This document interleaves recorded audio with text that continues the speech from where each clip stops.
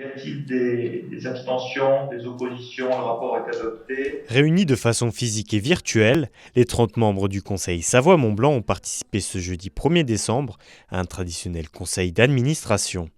Comme depuis des dizaines d'années, les élus savoyards et haut-savoyards ont notamment voté et attribué de nombreuses subventions pour le tourisme, le sport, la culture ou encore l'environnement.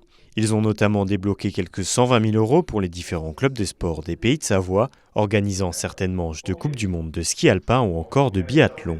Ils ont aussi annoncé l'accompagnement financier de nombreux événements littéraires. Nous avons voté effectivement une décision modificative qui a porté principalement sur le tourisme, sur les aides à la lecture publique et sur l'agriculture, donc des aides qui vont dans les deux départements, Savoie et Haute-Savoie. Voilà, c'est l'esprit et c'est la méthode du Conseil Savoie-Mont-Blanc tant qu'il existe. Donc aujourd'hui, il n'y avait pas de raison de ne pas continuer et de veiller à notre vocation originelle. S'il y a quelques semaines, les membres haut-savoyards avaient majoritairement voté pour la dissolution du Conseil Savoie-Mont-Blanc, cela n'a toujours pas été acté par l'ensemble des 30 membres.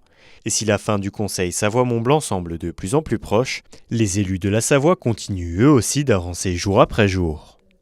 Évidemment que nous, élus savoyards, le président Guémard en tête, nous aurions aimé continuer ce qui se fait depuis 40 ans, qui a plutôt bien marché, qui est plutôt plébiscité par à la fois les populations et les professionnels.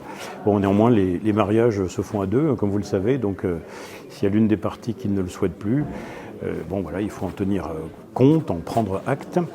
Mais tant que c'est pas fini, on continue à travailler parce que il y a des enjeux qui sont là, et il faut s'y conformer. C'est aussi notre devoir démocratique, si vous voulez.